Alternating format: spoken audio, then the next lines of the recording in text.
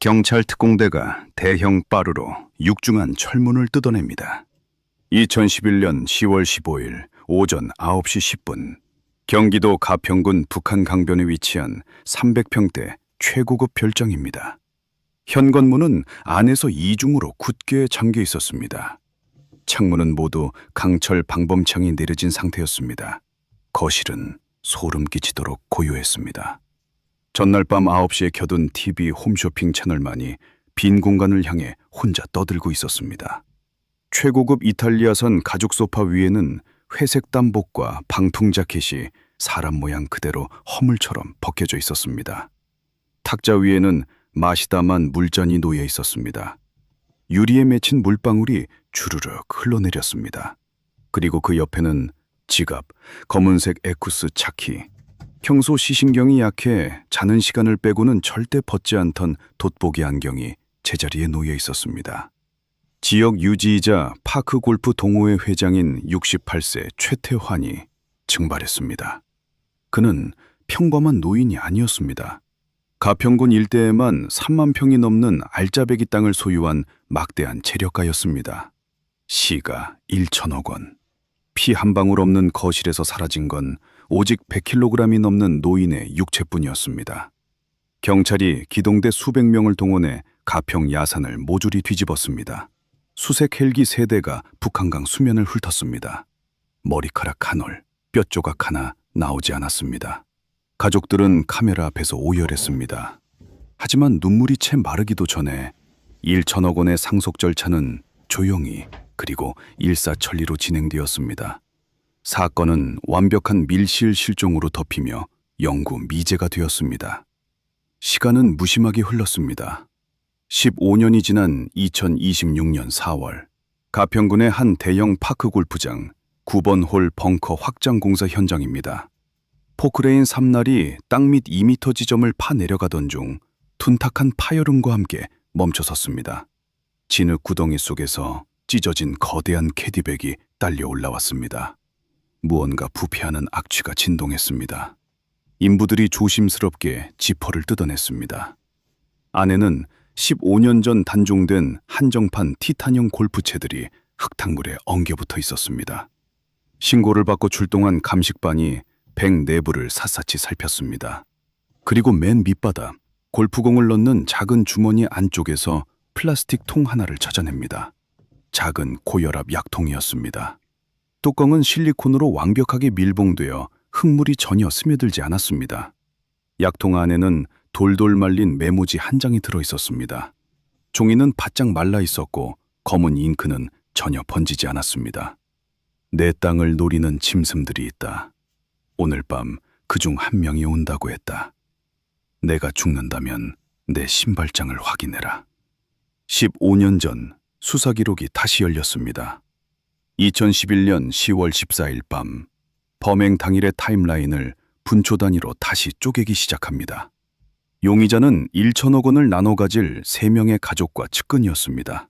가장 먼저 20살 연하의 아내입니다. 혼인신고를 한 지 불과 2년째였습니다. 그녀는 남편이 실종되던 그날 밤 강남구 청담동의 최고급 성형외과 VIP 1인실에 있었습니다. 오후 4시에 전신관리 수속을 밟고 수면 마취를 했습니다. 다음날 아침 9시 태어날 때까지 병실 밖으로 한 발자국도 나가지 않았습니다. 그녀가 꼿꼿한 자세로 말했습니다. CCTV 확인했습니까? 형사가 물었습니다. 네, 복도 양끝 카메라에 오후 4시 입실 장면이 명확히 찍혔습니다. 다음날 아침 9시 청소 교대 시간까지 VIP 병실 문은 단 한 번도 열리지 않았습니다.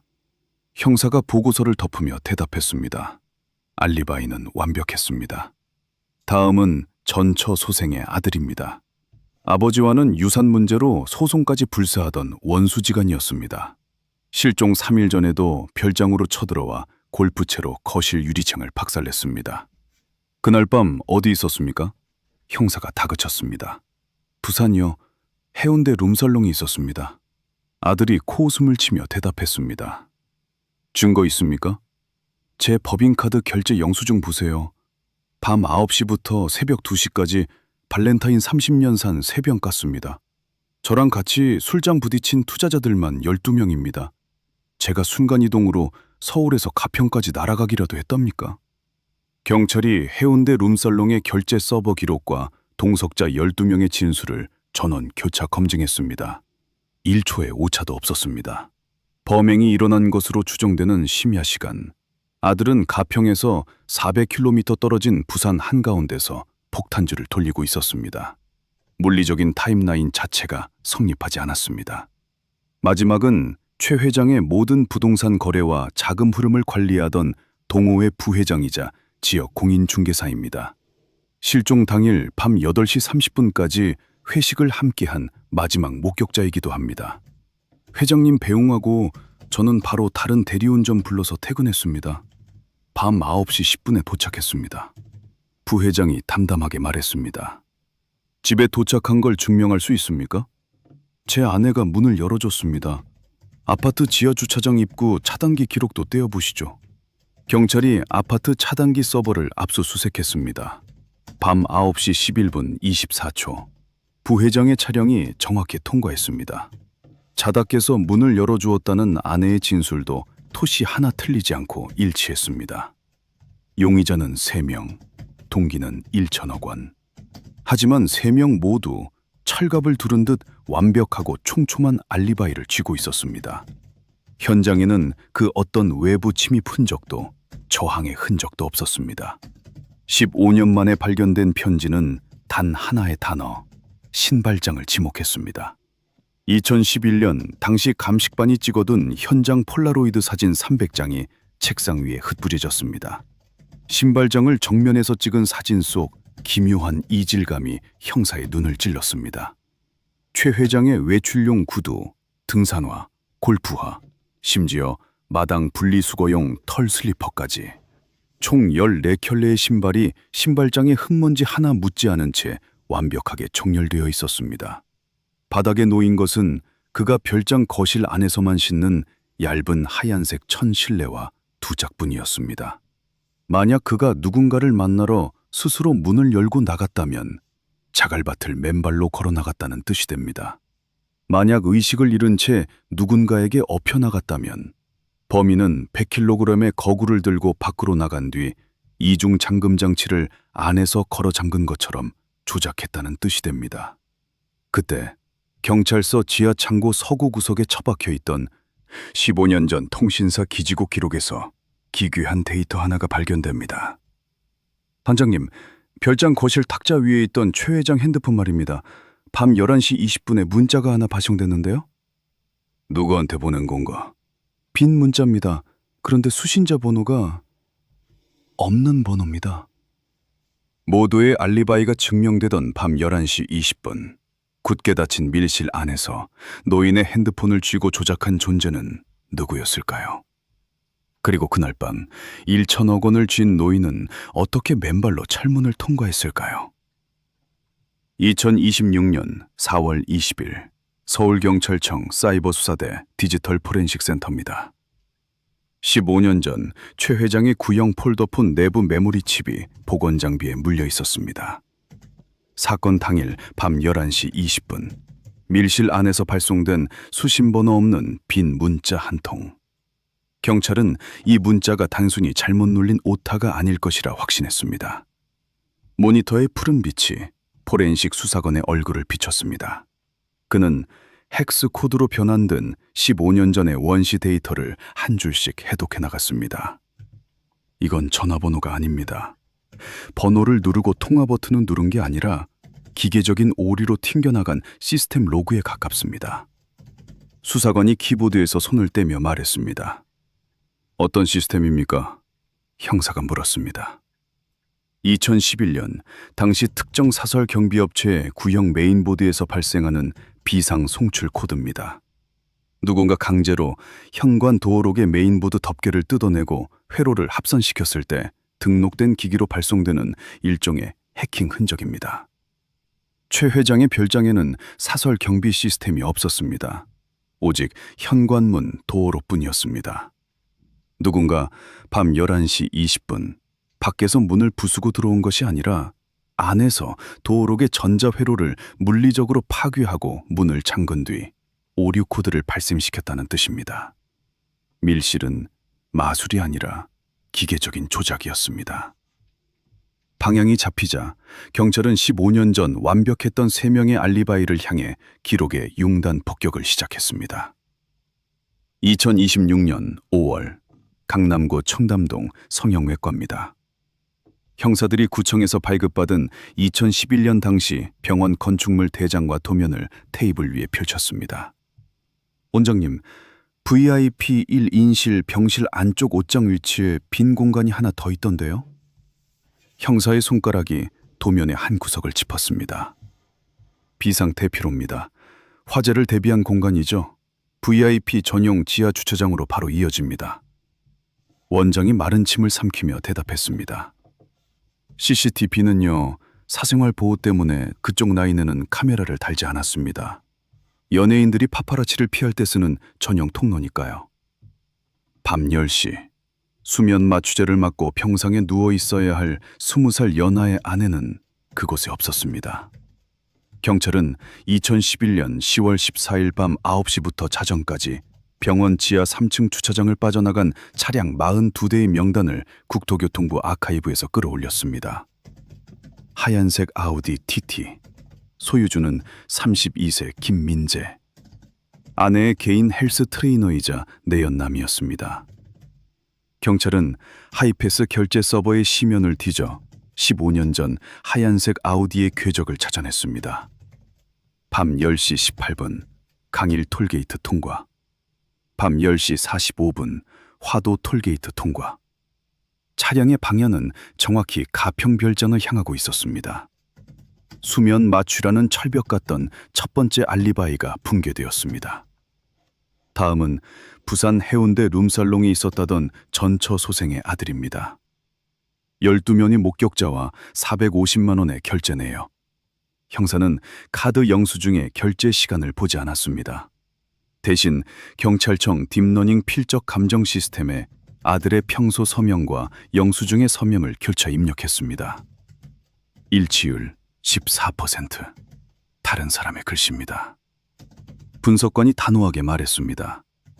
아들은 자신의 법인 카드와 핸드폰을 부하 직원에게 쥐어주고 해운대 룸살롱에 남겨둔 채 모습을 감췄던 겁니다. 부하 직원이 아들 행세를 하며 폭탄주를 돌리는 동안 진짜 아들은 어디에 있었을까요? 통신사 기지국 기록은 3년이면 모두 폐기됩니다.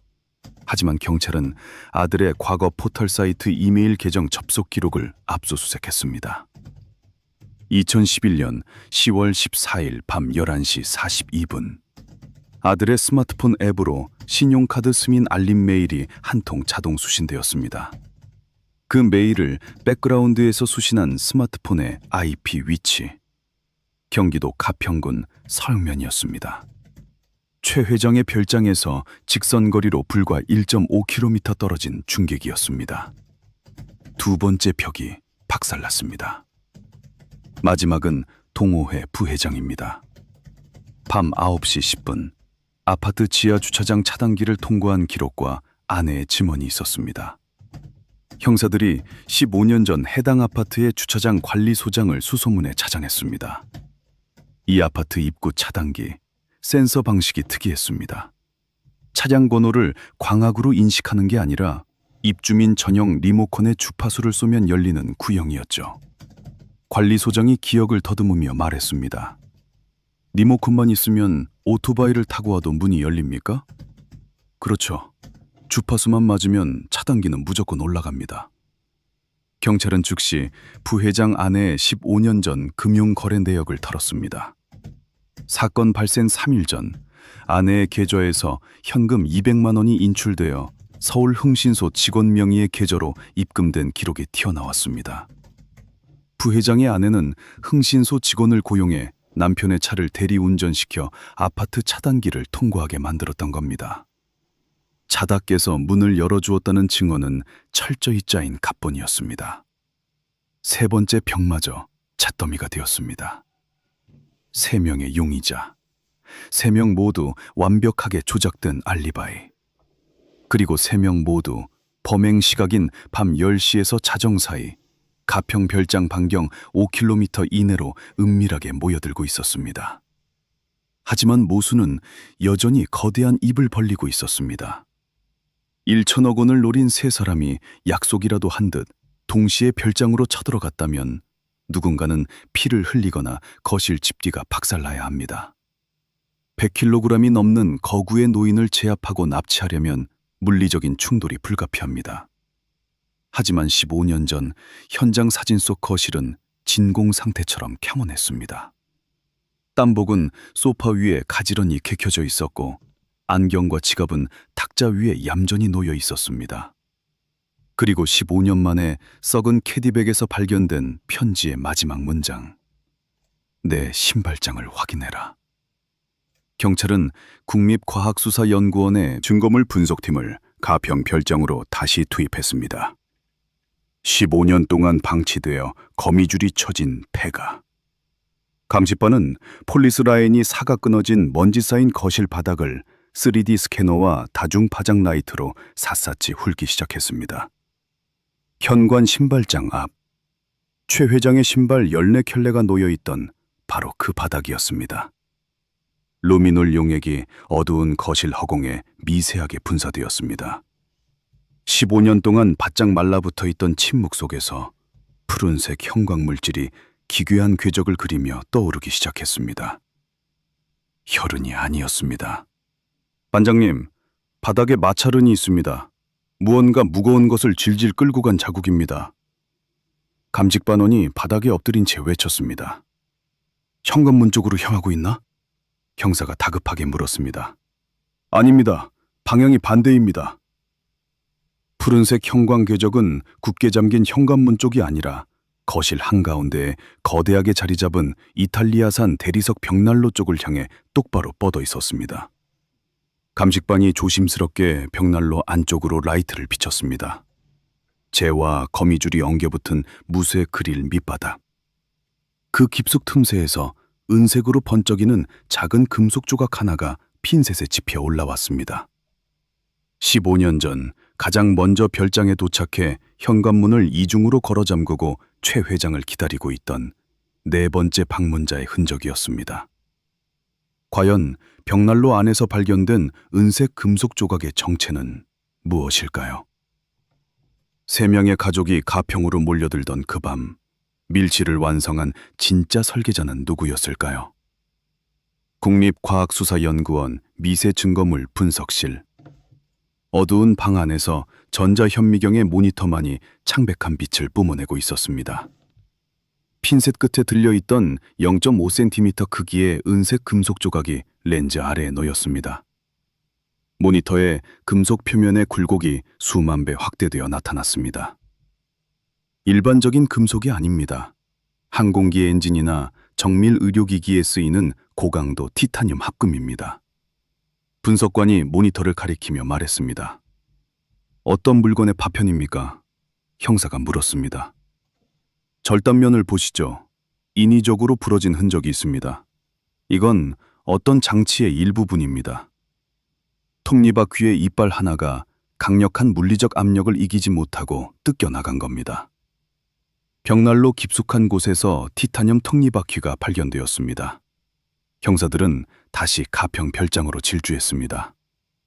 함머드릴과 대형 해머를 든 감식반원들이 거실 벽면을 가득 채우고 있던 이탈리아 대리석 벽난로를 무자비하게 박살내기 시작했습니다. 대리석 조각이 사방으로 튀고 시멘트 먼지가 거실을 가득 채웠습니다. 벽난로의 주물 그릴이 뜯겨나가고 검게 그을린 안쪽 벽면이 드러났습니다. 감식반원이 벽면을 두드리자 시멘트의 둔탁한 소리가 아닌 금속성의 텅 빈 파열음이 울렸습니다. 용접기로 벽면 모서리를 지져내자 거대한 철판이 괴음을 내며 바닥으로 쓰러졌습니다.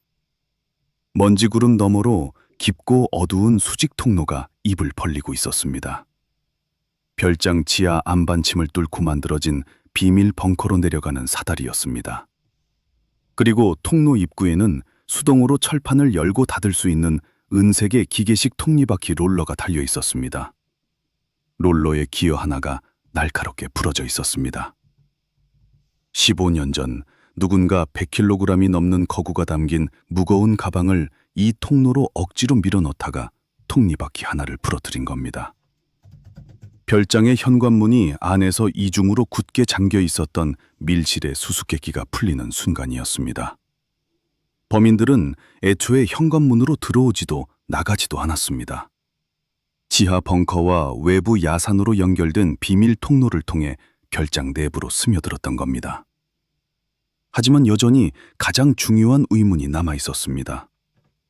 100kg의 노인이 어떻게 아무런 저항도 없이 거실 집기 하나 부서지지 않은 채 가방에 담겨 지하로 끌려갈 수 있었을까요? 형사의 시선이 현관문 앞 신발장으로 향했습니다. 최 회장이 15년 전 캐디백 안 약통에 남겼던 마지막 유언. 내가 죽는다면 내 신발장을 확인해라. 형사들이 14켤레의 신발을 모두 거실 바닥으로 내동댕이 쳤습니다. 텅 빈 신발장의 내부 구조를 찬찬히 뜯어보던 감식반원이 줄자를 꺼냈습니다. 신발장의 외벽부터 내부 등받이 하판까지의 길이를 재고 다시 밖으로 나가 거실 벽면의 두께를 쟀습니다. 공간이 비어 있습니다. 감식반원이 낮게 속삭였습니다. 신발장 내부 깊이가 외부에서 잰 벽의 두께보다 20cm가량 짧습니다.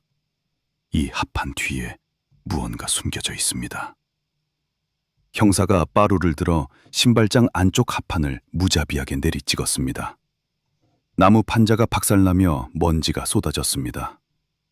부서진 합판 뒤 어둡고 좁은 비밀 공간 안에는 복잡하게 얽힌 전선들과 함께 직사각형 모양의 검은색 기계장치 하나가 숨죽이고 있었습니다. 2011년 당시 최고급 사양으로 설치된 사설 폐쇄회로 녹화 장비 DVR 서버였습니다.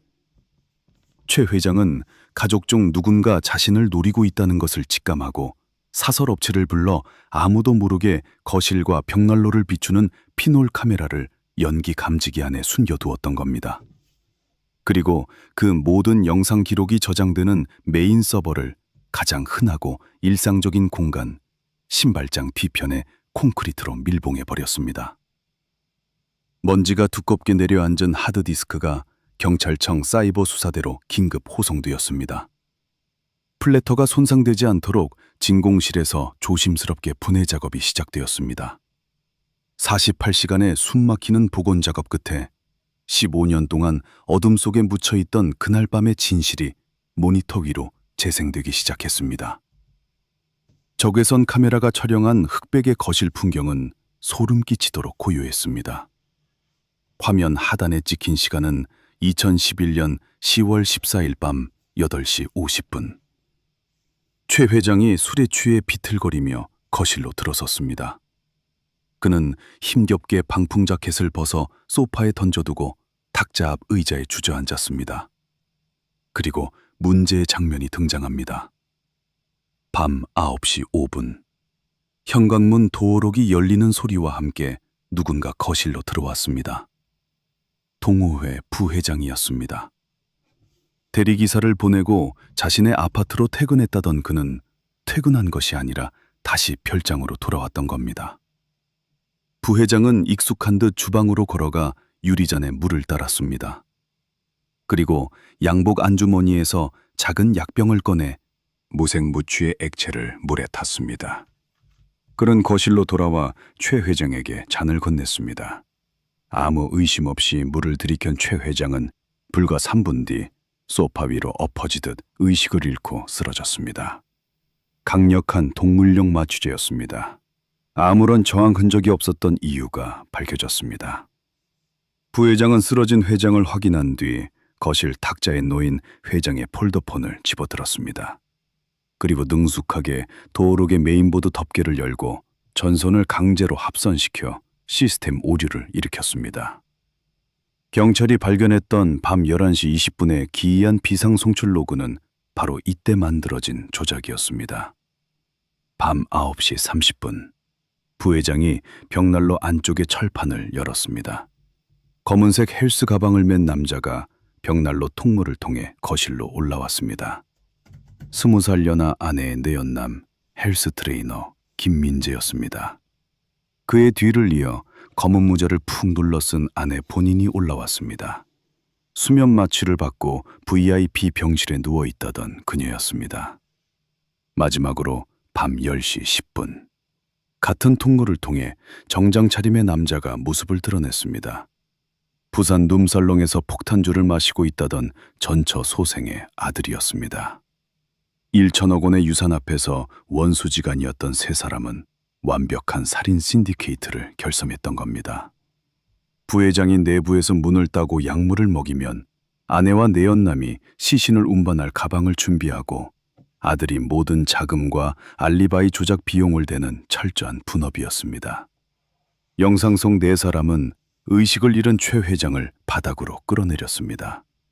내연남이 가져온 거대한 골프 캐디백의 지퍼가 열렸습니다. 그들은 100kg의 노인을 짐짝처럼 구겨넣기 시작했습니다. 아무런 대화도 없는 듯 입술조차 달싹이지 않는 기괴하고 일사불란한 움직임이었습니다. 그런데 영상을 숨죽여 지켜보던 형사들의 등줄기에 식은땀이 흘러내렸습니다. 화면 속 시간이 밤 10시 25분을 가리킬 때였습니다. 캐디백의 지퍼를 거의 다 닫아가던 순간 마취제로 완전히 의식을 잃은 줄 알았던 최 회장의 오른손이 가방 밖으로 스르륵 빠져나왔습니다. 그리고 범인들이 등을 돌려 짐을 챙기는 그 짧은 10초의 찰나, 반쯤 감긴 최 회장의 눈이 카메라가 숨겨진 천장의 연기 감지기를 정확히 향하고 있었습니다. 그의 떨리는 손가락이 바닥에 떨어져 있던 무언가를 필사적으로 움켜쥐고는 다시 가방 안쪽 우산꽂이 공간으로 스르르 집어넣었습니다. 그가 마지막 숨을 거두기 직전 범인들 몰래 가방 안으로 숨겨놓은 그 작은 물건의 정체는 과연 무엇이었을까요? 그리고 이 소름 끼치는 살인극을 지휘한 진짜 설계자는 세 사람 중 누구였을까요? 경찰청 사이버 수사대 디지털 포렌식 센터의 메인 서버가 굉음을 냈습니다. 화질 개선 인공지능 프로그램이 15년 전의 흐릿한 적외선 픽셀을 수만 번의 연산 끝에 선명하게 직조해내고 있었습니다. 형사들의 얼굴이 모니터 바로 앞까지 다가갔습니다.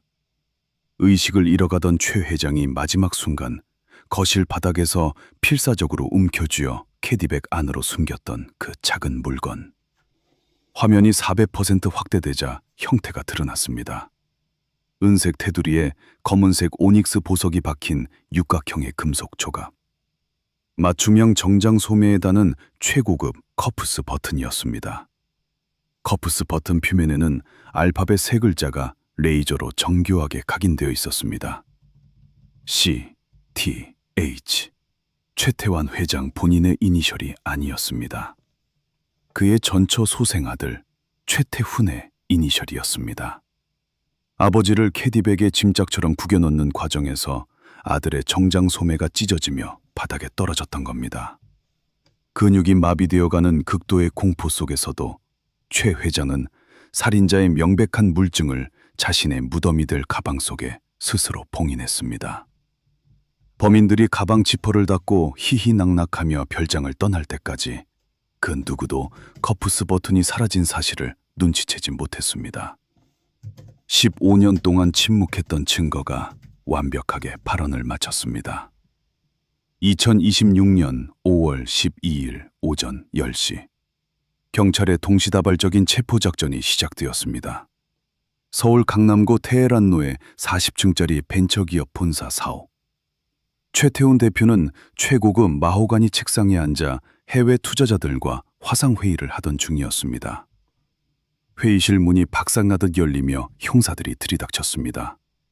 그는 당황한 기색 없이 변호사의 번호를 누르려 했지만 수갑이 그의 양손을 먼저 채웠습니다. 같은 시각 서울 한남동의 프라이빗 고급 갤러리. 20살 연하의 아내였던 여자는 샴페인 잔을 들고 VVIP 고객들에게 그림을 설명하고 있었습니다. 그녀의 목에는 수억 원을 호가하는 다이아몬드 목걸이가 빛나고 있었습니다. 형사들이 다가와 미란다 원칙을 고지하자 그녀는 들고 있던 샴페인 잔을 대리석 바닥에 심경질적으로 집어던졌습니다. 그리고 경기도 가평군의 대규모 리조트 건설 현장. 15년 전 1천억 원대 부지의 관리인이었던 동호회 부회장은 이제 해당 리조트의 공동 시행사 대표가 되어 안전모를 쓰고 기공식 단상에 서 있었습니다. 형사들이 단상 위로 올라가 그의 양팔을 제압했습니다. 플래시가 터지는 기자들 앞에서 그는 고개를 푹 숙인 채 아무런 저항도 하지 않았습니다. 3명의 용의자가 서울경찰청 강력범죄수사대 취조실로 압송되었습니다. 각각 분리된 3개의 방, 복도를 사이에 두고 철저히 단절된 공간이었습니다. 형사들은 가장 약한 고리부터 부수기로 했습니다. 15년 전 가평 별장 반경 1.5km 내에서 휴대폰 메일을 수신했던 아들 최태훈의 취조실이었습니다. 부산 해운대 룸살롱에서 마셨다는 발렌타인 30년산. 맛이 어땠습니까? 형사가 철제 의자를 끌어당겨 앉으며 건조하게 물었습니다. 제 알리바이는 15년 전에 이미 법적으로 증명 끝났습니다. 강압수사로 엮으려 하시면 변호사 올 때까지 입 다물겠습니다. 아들이 턱을 치켜들며 대답했습니다. 형사는 아무 말 없이 서류 가방에서 태블릿 PC를 꺼내 책상 중앙에 밀어놓았습니다. 재생 버튼이 눌렸습니다. 흑백 화면 속에서 아들의 얼굴이 선명하게 떠올랐습니다. 벽난로 통물을 기어 올라와 마취제로 쓰러진 아버지를 캐디백에 쑤셔 넣는 자신의 15년 전 모습. 아들의 눈동자가 사시나무 떨리듯 흔들리기 시작했습니다. 그의 오만했던 표정이 무너져 내리는 데는 단 30초도 걸리지 않았습니다. 이 커프스 버튼, 영국 런던 세빌로우 거리에서 맞춘 수제 정장 부속품이더군요. 전 세계의 당신 치수로 딱 하나밖에 없는 물건. 15년 동안 땅속에 묻혀있던 당신 아버지의 무덤 속에서 나왔습니다. 형사가 투명한 증거물 봉투를 책상 위로 던졌습니다. 취조실에는 팽팽한 정적이 흘렀습니다. 아들의 이마에서 식은땀이 흘러내려 셔츠 깃을 적셨습니다. 그는 두 손으로 얼굴을 감싸 쥐고 거친 숨을 몰아쉬었습니다. 내가 주동자가 아닙니다. 침묵을 깬 아들의 첫마디였습니다. 그럼 누굽니까? 형사가 취조실 마이크의 볼륨을 올렸습니다. 그 미친 여자. 제 새어머니라는 그 여자가 모든 걸 계획했습니다. 저는 그저 돈주 역할만 했을 뿐입니다. 옆방 취조실의 상황도 다르지 않았습니다.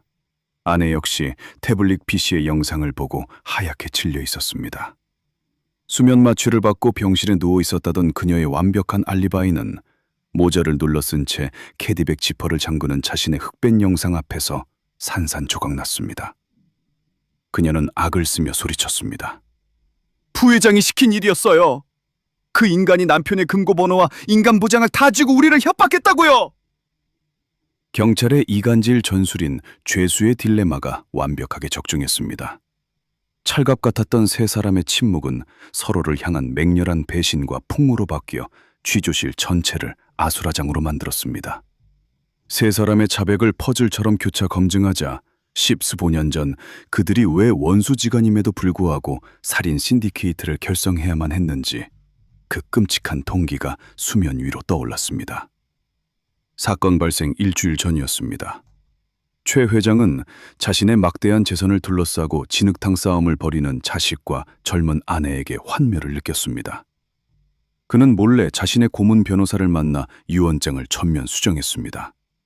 1천억 원에 달하는 가평 일대의 토지와 예금 전액을 모 대학병원 소아암센터 건립기금으로 사회에 환원하겠다는 내용이었습니다.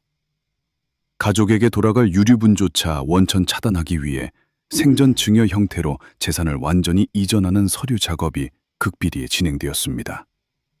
서류가 법원에 접수되고 공증이 완료되기까지 남은 시간은 단 열흘. 하지만 최 회장의 모든 서류 작업을 대리하던 부회장이 이 사실을 가장 먼저 알아챘습니다. 1천억 원의 떡고물이 사라질 위기에 처하자 부회장은 즉시 아들과 아내를 은밀히 호출했습니다. 그들은 서울 외곽의 한 모텔에 모여 일주일 뒤에 벌어질 아버지의 법적 증여를 물리적으로 막기 위한 단 하나의 결론에 도달했습니다. 최 회장을 이 세상에서 증발시키는 것. 시간이 없었습니다. 완벽한 살인을 위해 그들은 기계처럼 역할을 분담했습니다. 아내는 자신이 다니던 동물병원 원장의 처방전을 훔쳐 코끼리를 잠재울 때 쓰는 초강력 마취제인 에토르핀을 구했습니다. 아들은 대포 통장을 통해 수억 원의 현금을 동원하여 각자의 알리바이를 조작할 대역과 흥신소 직원들을 매수했습니다. 가장 핵심인 부회장은 사건 당일 회식 자리를 주도하여 최 회장에게 술을 먹이고 별장 안으로 유인하는 미끼 역할을 맡았습니다. 모든 것이 완벽했습니다. 그들은 살인 후 최 회장이 평소 입버릇처럼 말하던 자연인으로 살고 싶다는 말을 역이용해 그가 편지 한 장 남기지 않고 속세를 떠난 것처럼 가출로 위장했습니다. 재산이 사회로 환원되는 서류는 최 회장의 부재로 인해 효력을 상실했고 5년 뒤 실종 선고가 내려지자 법정 상속 비율에 따라 그들은 1천억 원을 갈기갈기 찢어 나누어 가졌습니다. 자백은 거침이 없었습니다. 세 사람은 형량을 1년이라도 줄이기 위해 살인의 구체적인 묘사까지 서슴지 않았습니다. 모든 조서의 퍼즐이 빈틈없이 맞춰졌습니다. 사건은 완벽히 해결된 것처럼 보였습니다. 취조를 마치고 조서에 지장을 찍으려던 아들에게 형사가 마지막으로 물었습니다. 한 가지만 더 묻지. 당신들 3명이 가방을 끌고 지하 벙커로 도망칠 때 철판 덮개를 닫으면서 무리하게 힘을 주다가 톱님이 박힌 기어 하나가 부러졌더군. 그렇게 다급했나? 조소에 지장을 찍으려던 아들의 손가락이 허공에서 멈칫했습니다. 그의 얼굴에 순수한 의문이 떠올랐습니다. 무슨 소리입니까? 우리는 지하실로 도망치지 않았습니다. 아들이 형사의 눈을 똑바로 쳐다보며 말했습니다. 뭐라고? 우리는 캐디백을 들고 현관문으로 당당하게 걸어 나갔음입니다. 부회장이 마스터키로 외부에서 도어록을 강제로 잠그고 오리를 낸 겁니다. 지하실 벙커라니요. 우리 셋 다 별장에 그런 공간이 있다는 것조차 몰랐습니다. 형사의 등줄기를 타고 서늘한 소름이 뻗어나갔습니다. 3명의 용의자는 분명 현관문으로 나갔다고 자백했습니다. 그렇다면 사건 다음 날 아침 경찰 특공대가 뜯어낸 현관문이 안에서 이중으로 굳게 걸어 잠겨 있었던 밀실의 트릭은 어떻게 된 것일까요? 거실 안에서 안경과 지갑, 차키를 정돈하고 현관문을 이중으로 잠근 뒤 지하 벙커에 무거운 철판 덮개를 열고 어둠 속으로 유유히 사라진 존재는 도대체 누구였을까요? 15년 전 그날 밤 굳게 닫힌 거실 안에는 3명의 살인자 말고도 어둠 속에 숨죽여 모든 것을 지켜보고 있던 5번째 그림자가 존재했습니다. 과연 그 유령의 정체는 무엇이었을까요? 서울경찰청 강력범죄수사대 취조실의 공기가 얼어붙었습니다. 1천억 원의 유산을 노리고 아버지를 캐디백에 구겨넣은 3명의 살인자. 그들은 모두 자신들이 현관문으로 당당하게 걸어나갔다고 진술했습니다. 부회장이 마스터키로 밖에서 문을 잠그고 도어록 메인보드를 강제로 합선시켜 오류를 낸 것까지는 사실이었습니다. 하지만 안에서 이중 잠금 장치를 걸어 잠그고 거실 집기를 완벽하게 정돈한 뒤 지하 벙커로 사라진 자는 그들이 아니었습니다. 형사들은 직감했습니다. 15년 전 그날 밤 굳게 닫힌 밀실 안에는 범인들이 떠난 후에도 누군가 한 명 더 남아 있었다는 것을. 경찰청 사이버수사대 디지털 포렌식 센터로 형사들이 다시 모여들었습니다. 복원된 15년 전 DVR 서버의 영상 기록이 다시 재생되었습니다. 범인 3명이 캐디백을 들고 현관문을 빠져나간 시각은 밤 10시 30분입니다. 화면 속 거실은 텅 비어 있었습니다. 정막이 흐르는 흑백 화면의 시간은 무심하게 흘러 밤 10시 45분을 가리켰습니다. 그때였습니다. 굳게 닫혀있던 거실 안쪽 2층으로 올라가는 원목 계단의 사각지대에서 검은 그림자 하나가 소리 없이 미끄러져 내려왔습니다.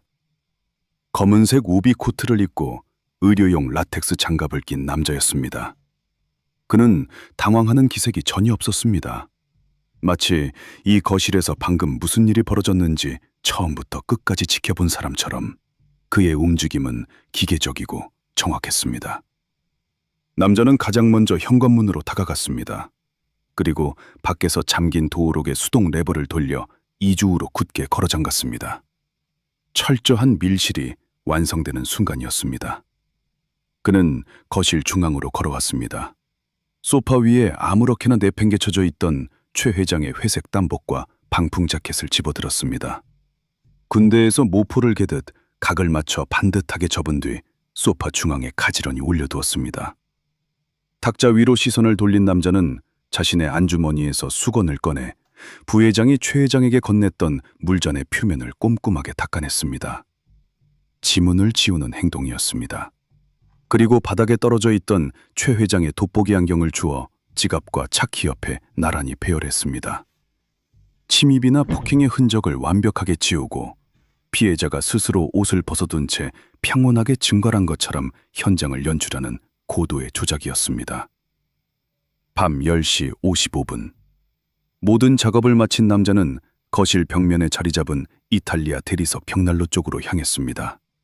그는 망설임 없이 벽난로 안쪽에 주물 그릴을 밀어내고 비밀 벙커로 통하는 수직 통로의 철판 덮개를 열었습니다. 남자의 몸이 어둠 속으로 완전히 빨려 들어갔습니다. 그리고 내부에서 철판 덮개를 닫는 순간 과도한 힘이 실리며 은색 티타늄 톱니바퀴 하나가 날카롭게 부러져 바닥으로 튕겨나갔습니다. 영상이 끝났습니다. 형사들은 침묵에 잠겼습니다. 이 5번째 그림자는 살인을 막지 않았습니다. 오히려 살인자들이 용의 선상에서 빠져나가도록 밀실을 만들어 수사에 혼선을 주었고 사건을 장기 미제로 몰아넣었습니다. 도대체 왜 그랬을까요? 돈입니다. 수사팀장이 낮게 읊조렸습니다. 범인들이 감옥에 가면 1천억 원의 유산은 국고로 환수되거나 소송에 휘말립니다. 하지만 사건이 미제가 되고 5년 뒤 실종 선고가 내려지면 살인자 3명이 합법적으로 돈을 생속받게 되죠. 이놈은 그 돈이 상속되기를 기다린 겁니다.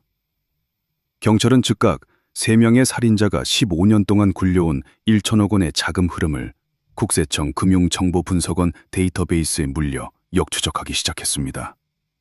수십만 건의 계좌 이체 내역이 거대한 거미줄처럼 펼쳐졌습니다. 그리고 실종 선고가 확정되어 상속이 개시된 직후인 2016년 11월 1일, 기이한 자금 이탈 현상이 포착되었습니다. 벤처기업 대표인 아들, 갤러리 관장인 아내, 리조트 대표인 부회장. 전혀 다른 삶을 살고 있던 3사람의 개인 계좌에서 정확히 같은 날, 같은 시각에 30억 원씩 총 90억 원의 현금이 동시에 빠져나갔습니다. 목적지는 바하마 군도에 페이퍼 컴퍼니를 둔 정체불명의 투자 컨설팅 회사였습니다. 송금은 일회성이 아니었습니다. 2016년부터 2026년까지 무려 10년 동안 매년 11월 1일이 되면 3사람은 약속이나 한 듯 자신의 자산 증식분에 비례하는 거액의 현금을 이 유령 회사로 보냈습니다. 10년간 갈취당한 금액만 도합 350억 원에 달했습니다. 3명의 살인자는 지난 10년 동안 누군가에게 치명적인 약점을 잡혀 뼈와 살이 깎이는 협박을 당하고 있었던 겁니다. 협박의 도구는 분명 15년 전 그날 밤의 모든 상황이 녹화된 DVR 영상의 복사본이었을 것입니다. 경찰은 바하마 페이퍼 컴퍼니의 국내 대리인 자격으로 등록된 법인 명부를 압수수색했습니다. 서울, 여의도 금융가 중심에 위치한 대형 로펌의 이름이 등장했습니다. 그리고 그 법인의 대표 변호사. 형사들의 눈동자가 흔들렸습니다. 그는 15년 전 최 회장에게 1천억 원의 재산을 소아암 센터에 환원하라고 설득하고 모든 유언장 서류 작업을 도맡았던 최 회장의 오랜 고문 변호사 박태곤이었습니다. 2020년 5월 15일 오후 2시 서울경찰청 강력계 형사들이 여의도의 60층짜리 마철로 꼭대기층이 위치한 로펌 대표실을 덮쳤습니다. 통유리 창문 너머로 한강이 내려다 보이는 최고급 집무실. 박태곤 변호사는 이탈리아제 수제 정장을 입고 몬테크리스토 시가를 태우고 있었습니다. 형사들이 구속영장을 내밀며 수갑을 채웠지만 그는 놀라거나 당황하는 기색조차 없었습니다. 오히려 입가에 옅은 미소를 띠며 손목을 순순히 내밀었습니다. 올 때가 됐다고 생각했습니다. 가방이 하나 발견됐다는 뉴스를 봤거든요. 박 변호사가 시가 연기를 내뿜으며 여유롭게 말했습니다. 그는 취조실에서도 묵비권을 행사하지 않았습니다. 오히려 자신이 완성한 거대한 범죄의 미학을 자랑하듯 술술 타놓기 시작했습니다. 모든 것은 그의 철저한 설계 아래 움직인 체스판이었습니다. 15년 전 최 회장이 재산을 사회에 환원하려 한다는 사실을 알고 저는 분노했습니다. 제가 20년 동안 합법과 불법을 넘나들며 최 회장의 세금을 아껴주고 그 땅을 지켜줬는데 저에게 떨어지는 수고비는 고작 몇 푼의 자문료뿐이었으니까요. 박 변호사가 깍지를 끼며 말했습니다. 그래서 계획을 들었습니까? 형사가 물었습니다. 저는 부회장을 따로 불러 회장의 기부 계획을 슬쩍 흘렸습니다. 돈에 미친 그놈들이 회장을 죽이도록 미끼를 던진 거죠. 그리고 회장에게는 가족들이 노리는 것 같으니 거실에 몰래 카메라를 달자고 설득해 제가 직접 DVR 서버를 설치했습니다. 살인자들이 덫에 걸려들기를 기다리던 그는 사건 당일 밤 8시부터 미리 별장 2층에 숨어 모든 상황을 지켜봤습니다. 살인자들이 최 회장을 캐디백에 담아 현관문으로 빠져나가자 그는 거실로 내려와 증거를 조작하고 밀실을 완성했습니다. 살인자들의 완전 범죄를 도와 그들이 1천억 원을 상속받게 만든 뒤 DVR 영상 복사본을 들이밀어 지난 10년간 350억 원을 뜯어낸 겁니다. 피 한 방울 묻히지 않고 살인자들을 평생 노예로 부리며 막대한 부를 긁어모은 악마의 두뇌였습니다. 박 변호사의 모든 자백이 끝났습니다. 사건은 진정한 종결을 맞이하는 듯했습니다.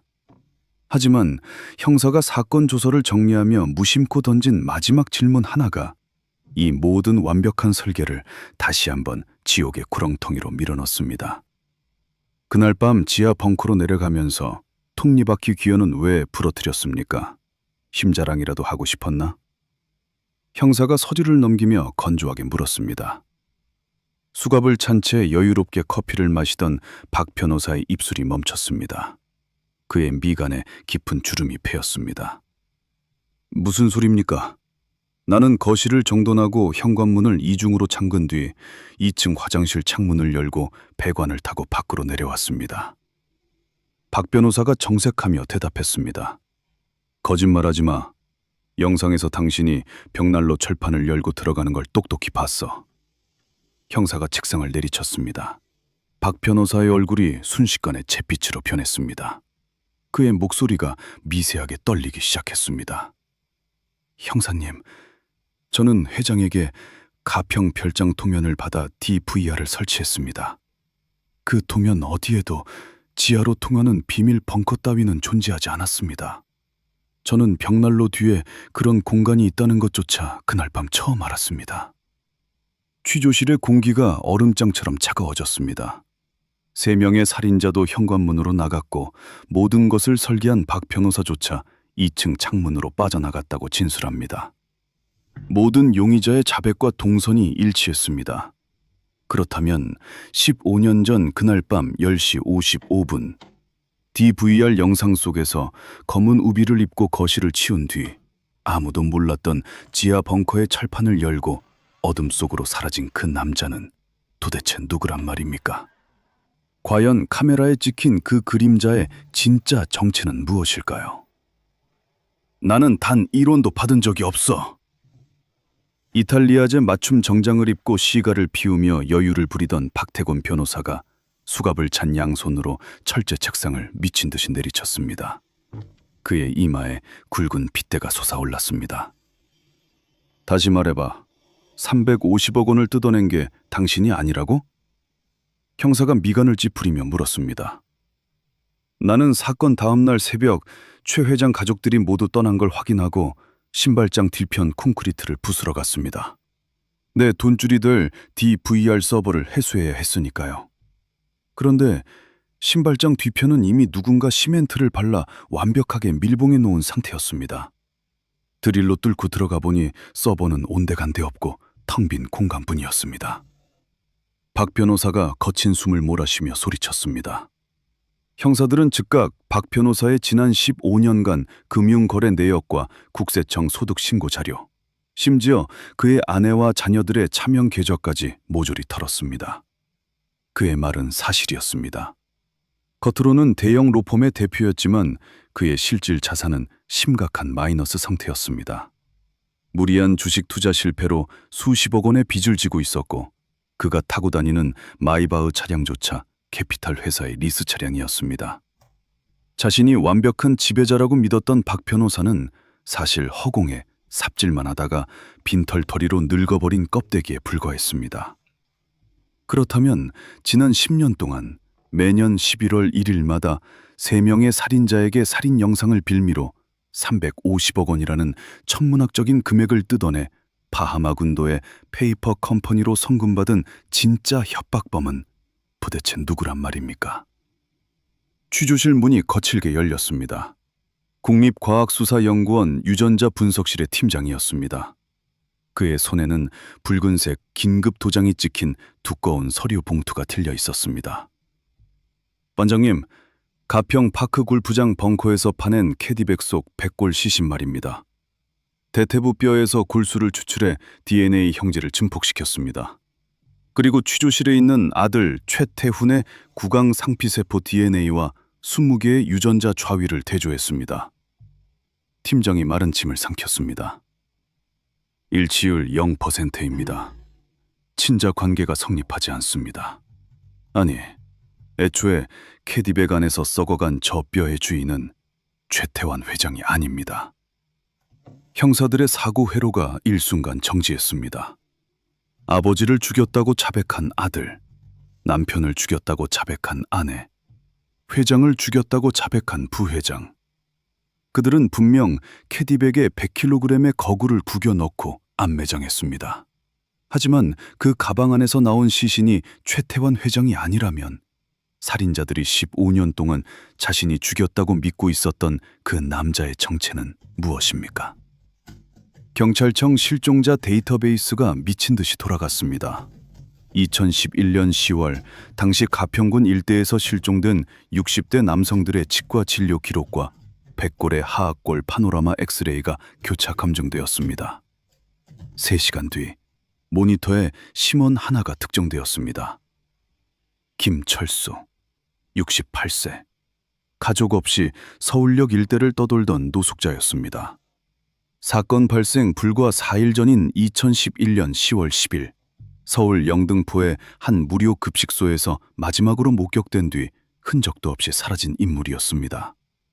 체격과 키, 심지어 탈모의 진행 상태까지 최태환 회장과 쌍둥이처럼 흡사한 체형이었습니다. 수사팀은 즉각 경찰청 사이버수사대 디지털 포렌식 센터로 달려갔습니다. 15년 전 거실을 비추던 DVR 적외선 영상이 메인 스크린에 다시 띄워졌습니다. 형사의 지시에 따라 분석관이 영상을 초 단위로 쪼개어 돌리기 시작했습니다. 밤 10시 45분, 살인자 3명이 가방을 들고 떠난 뒤 2층 계단에서 소리 없이 내려온 검은색 우비코트의 남자. 그가 소파 위를 정리하고 물잔의 지문을 닫고 돋보기 안경을 배열하는 장면이 400% 확대되었습니다. 파질 개선 인공지능이 픽셀의 노이즈를 깎아내자 남자의 흐릿했던 윤곽이 칼날처럼 선명해졌습니다. 남자의 오른손을 확대해. 형사가 스크린을 가리키며 명령했습니다. 남자가 현관문 도어록의 이중 잠금 레버를 돌리기 위해 의료용 라텍스 장갑을 아주 잠깐 손목 밑으로 끌어내린 찰나의 순간이었습니다. 우비코트 소매 밖으로 드러난 남자의 오른손등. 그곳에는 동전만한 크기의 기괴하고 둥근 화상 흉터가 선명하게 찍혀 있었습니다. 형사가 2011년 당시 작성된 최태환 회장의 실종자 심연 수배 전단지를 스크린인 옆에 나란히 펼쳤습니다. 신체 골프카트 배터리 폭발 사고로 인한 둥근 화상 흉터 보유. 밀실을 세팅하고 서버를 숨기고 지하 벙커로 사라진 5번째 그림자. 그 유령의 정체는 바로 자신이 살해당한 것으로 세상에 알려진 피해자 1천억 원의 자산가 최태환 회장 본인이었습니다. 거대한 진실의 퍼즐이 소름 끼치는 파열음을 내며 맞춰지기 시작했습니다. 이 모든 끔찍한 살인극의 진짜 설계자는 박태곤 변호사가 아니었습니다. 먹이사슬의 가장 꼭대기에는 죽은 줄 알았던 최 회장이 군림하고 있었습니다. 사건 발생 며칠 전, 최 회장은 박 변호사가 자신의 뒤통수를 치고 가족들을 부추겨 암살 계획을 세우고 있다는 사실을 이미 눈치챘습니다. 자신이 소유한 별장의 사설 경비망을 그가 모를 리 없었습니다. 최 회장은 이 기회를 이용해 자신을 노리는 짐수들을 영원한 지옥에 빠뜨릴 완벽한 복수극을 설계했습니다. 그는 서울역에서 자신과 체형이 비슷한 노숙자 김철수를 거액의 돈으로 매수하거나 납치해 가평 별장으로 끌고 왔습니다. 사건 당일 밤, 그는 김철수에게 자신의 회색 단복을 입히고 거실 소파에 앉혀두었습니다. 그리고 자신은 검은 우비를 입은 채 2층의 어둠 속에 숨어 카메라 렌즈 너머로 모든 상황을 지켜보았습니다. 자신의 아내와 자신의 피가 섞인 아들과 자신이 가장 믿었던 오른팔이 낯선 노숙자를 자신이라 착각하고 동물용 마취제를 먹인 뒤 짐짝처럼 가방에 쑤셔넣는 그 잔혹한 살육의 현장을 그는 숨소리 하나 내지 않고 끝까지 감상했습니다. 살인자들이 가방을 들고 현관문을 나서자 최 회장은 2층에서 내려와 현장을 완벽한 밀실로 조작했습니다. 자신의 옷을 개어놓고 안경을 두고 이중 잠금을 걸었습니다. 그가 밀실을 만든 이유는 단 하나였습니다. 경찰의 수사를 미궁에 빠뜨려 이 사건이 살인이 아닌 단순 실종으로 덮이게 만들기 위해서였습니다. 살인자들이 경찰에 잡히면 1천억 원의 재산은 복잡한 소송에 휘말리거나 국고로 환수됩니다. 하지만 실종 5년 뒤 법적 상속이 이루어지면 그 1천억 원은 3명의 살인자 앞으로 깔끔하게 돈 세탁이 되어 합법적으로 떨어집니다. 최 회장은 지하 벙커를 통해 별장을 빠져나간 뒤 미리 준비해둔 위조 여권으로 한국을 떴습니다. 바하마 군도에 페이퍼 컴퍼니를 세우고 5년을 기다렸습니다. 2016년 가족들이 1천억 원을 무사히 상속받아 샴페인을 터뜨리던 바로 그날, 최 회장은 그들의 이메일로 15년 전 별장 거실의 살인 영상 캡처본을 전송했습니다. 내 돈 1천억 원을 수고비 없이 주면 섭섭하지. 매년 11월 1일 30억 원씩 보내라.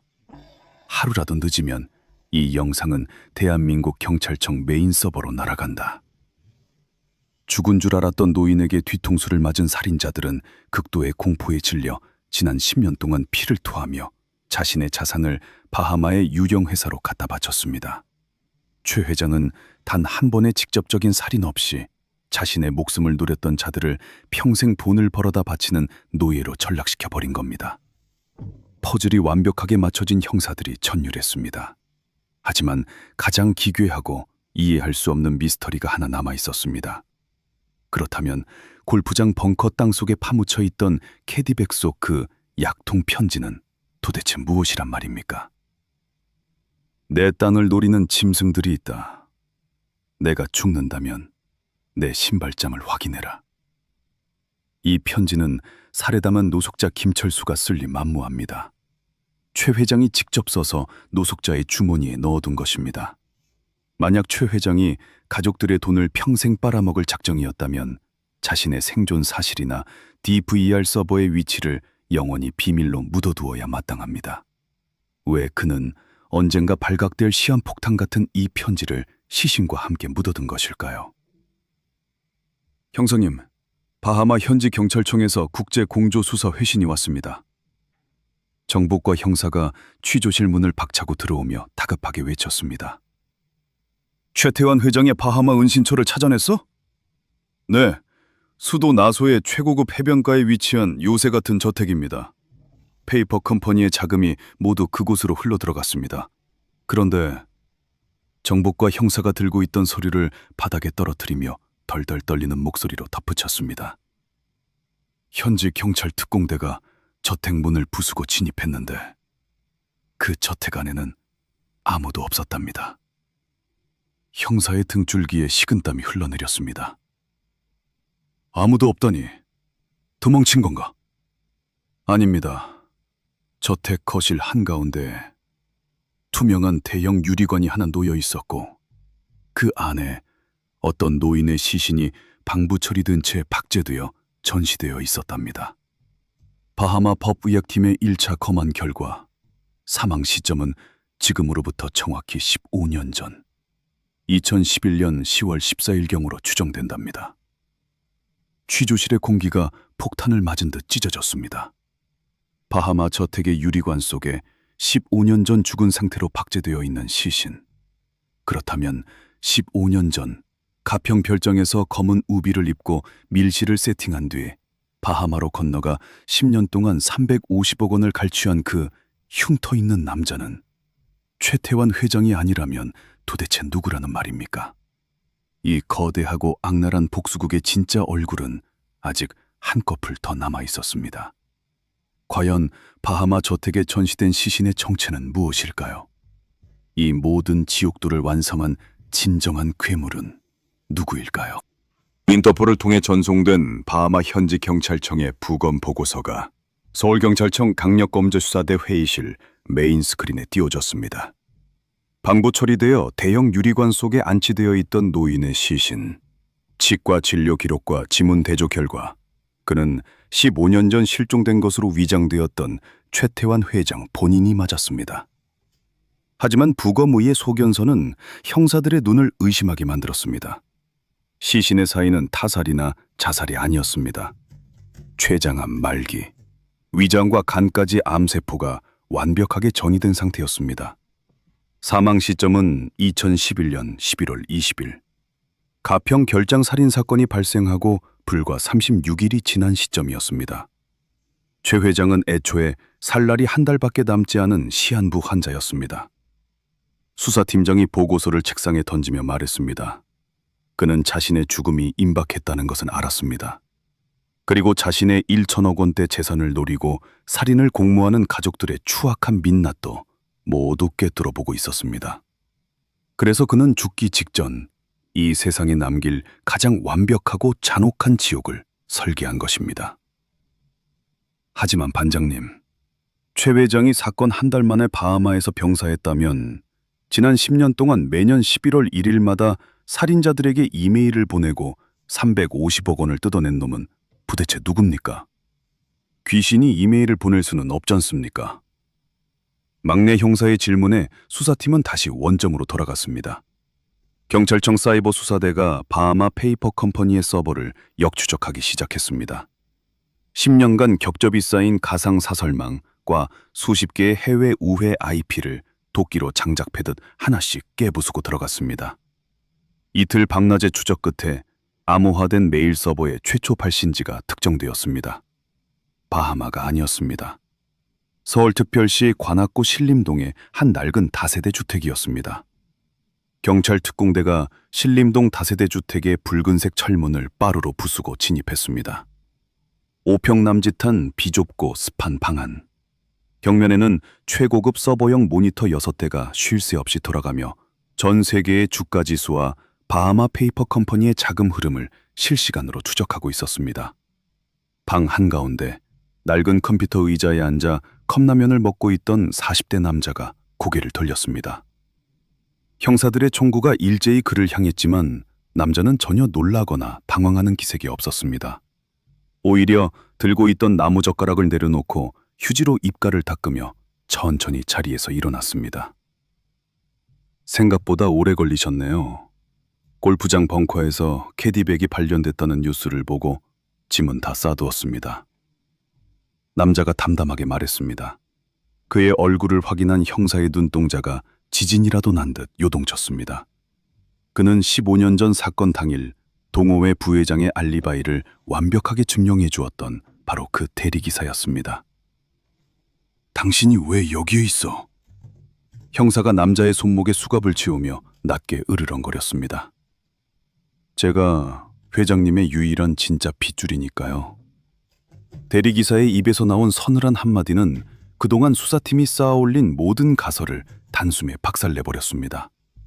대리기사, 아니 최태환 회장의 숨겨진 친아들인 42세 이진우가 취조실 철제 의자에 앉았습니다. 그는 변호사 선임 권리를 포기했습니다. 묵비권도 행사하지 않았습니다. 그가 무표정한 얼굴로 담담하게 풀어놓는 진실은 인간의 탐욕이 만들어낸 가장 끔찍하고 기괴한 서사시였습니다. 15년 전 췌장암 말기 판정을 받은 최 회장은 자신의 장기 이식을 위한 유전자를 검사하던 중 충격적인 사실을 알게 됩니다. 자신이 평생을 바쳐 키워온 엘리트 아들 최태훈이 자신의 친자식이 아니라는 것을. 전처가 결혼 전 다른 남자와의 사이에서 임신한 채 자신과 결혼했던 겁니다. 분노와 배신감에 휩싸인 최 회장은 거액을 들여 사설 흥신소를 고용했습니다. 그리고 과거 자신이 젊은 시절 벌였던 한 여자의 행방을 추적했습니다.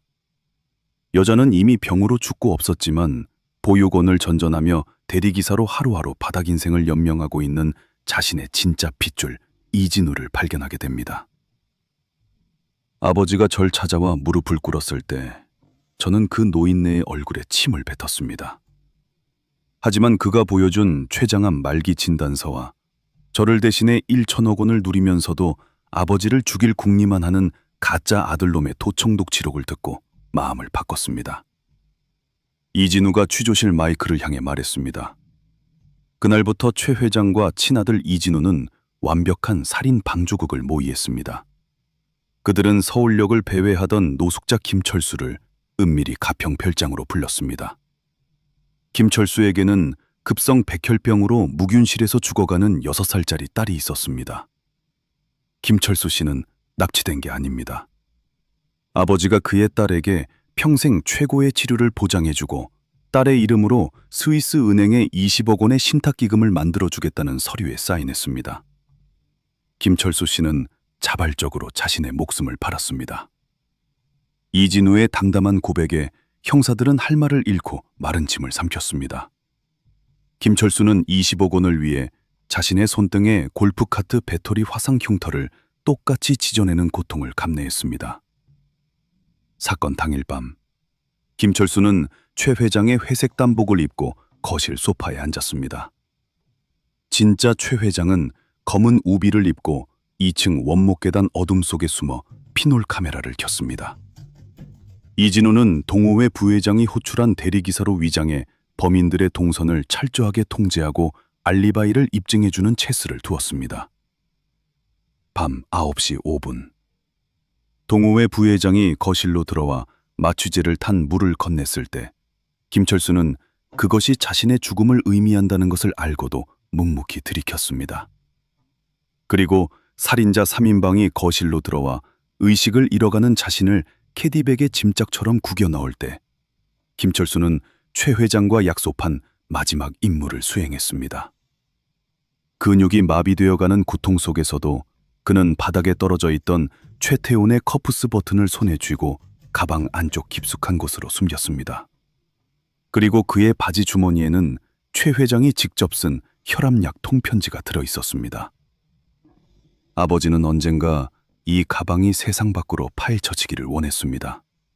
살인죄의 공소시효가 폐지되었다는 걸 아버지는 이미 알고 계셨으니까요.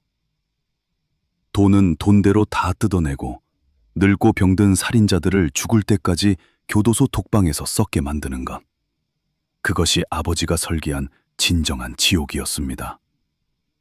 사건이 완벽한 밀실 실종으로 처리되자 최 회장은 위조 여권을 들고 지하 벙커를 빠져나가 바하마로 도주했습니다. 이진우는 한국에 남아 다세대 주택 골방에 서버를 구축하고 그림자 역할을 맡았습니다. 바하마에 도착한 지 한 달 만에 최 회장은 극심한 암세포의 고통 속에서 숨을 거두었습니다. 이진우는 현지 의사들을 매수해 아버지를 대형 유리관에 방부 처리하여 저택 거실에 전시했습니다. 마치 아버지가 살인자들의 일거수일투족을 영원히 살아서 지켜보고 있는 것처럼. 그리고 5년 뒤 최 회장의 실종 선고가 떨어지고 1천억 원의 유산 상속이 법적으로 완료된 2016년 11월 1일. 이진우는 바하마 메일 서버를 통해 3명의 살인자에게 15년 전 살해 현장이 담긴 DVR 영상 캡처본을 전송했습니다. 가짜 아들, 꽃뱀 아내, 배신자 부회장. 그 3마리의 짐승들은 지난 10년 동안 자신들이 상속받은 1천억 원의 과실을 진짜 아들인 저에게 꼬박꼬박 바쳤습니다. 그들이 바하마 유령 회사로 송금한 350억 원은 전부 제 신림동 계좌로 깨끗하게 세탁되어 들어왔죠. 이진우가 서늘하게 웃었습니다. 당신도 공범이야. 사체 유기를 방조하고 10년 동안 공갈 협박으로 돈을 갈취했어. 형사가 분노를 참지 못하고 책상을 내리치며 소리쳤습니다. 알고 있습니다. 그래서 캐디백이 굴착기에 파헤쳐졌다는 뉴스를 듣자마자 제 계좌에 있던 350억 원을 소아암 센터와 백혈병 환우회에 전액 기부했습니다. 제 통장 잔고는 지금 0원입니다. 죗값은 달게 받겠습니다. 하지만 그 전에 저 옆방 취조실에 있는 짐승들에게 진실을 꼭 좀 전해주시죠. 취조실 복도를 지나 3명의 살인자가 분리되어 갇혀있는 방의 철문이 차례로 열렸습니다. 형사들은 그들 앞에 철제 책상 위로 김철수의 유전자 검사 결과지, 바하마 저택에 전시된 최 회장의 박제 사진, 그리고 진짜 핏줄인 이진우의 자술서를 집어던졌습니다. 문서를 읽어내려가던 벤처기업 대표 최태원의 양손이 경륜하듯 격렬하게 떨렸습니다. 이게 도대체 무슨 소리야? 내가 내 손으로 직접 죽인 게 아버지가 아니라고? 엉뚱한 노숙자 쓰레기를 죽였다고? 최태원의 눈동자가 뒤집어질 듯 허공을 헤맸습니다. 그래, 당신은 15년 동안 아버지도 아닌 낯선 사람을 죽여놓고 매일 밤 죄책감과 공포에 시달렸어. 그리고 당신의 피 같은 돈 수백억 원을 당신이 그토록 무시하던 생판남인 대리기사한테 벌벌 떨며 갖다 바친 거야. 당신은 처음부터 끝까지 가짜였어. 형사의 얼음장 같은 목소리가 취조실의 정막을 갈랐습니다. 옆방 취조실에서는 20살 연하 아내의 짐승 같은 비명이 터져나왔습니다. 그녀는 자신의 머리칼을 미친 듯이 쥐어뜯으며 대리석 바닥에 나뒹굴었습니다. 동호회 부회장은 아무 말도 하지 못한 채 호흡곤란을 일으키며 입에 거품을 물고 의자에서 굴러떨어졌습니다. 그들은 자신들이 완벽한 살인을 저지르고 1천억 원을 거머쥔 지배자라고 믿었습니다.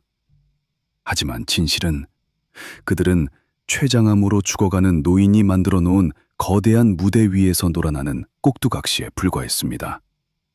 돈을 갖기 위해 스스로 인간의 선을 넘어 살인자가 되었고, 살인자라는 족쇄 때문에 10년 동안 뼈 빠지게 벌어들인 돈을 진짜 상속자에게 헌납하며 살아온 가장 비참한 노예들이었습니다. 모든 수사가 종결되었습니다.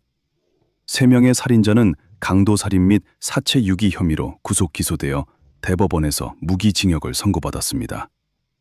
친아들 이진우 역시 공갈 및 범인 도피 방조 혐의로 징역 5년을 선고받고 교도소에 수감되었습니다. 모든 계획을 짰다고 착각했던 박태곤 변호사는 사기 및 변호사법 위반으로 전 재산이 압류되고 거리에 나앉았습니다. 가평군의 안개 낀 북한강변.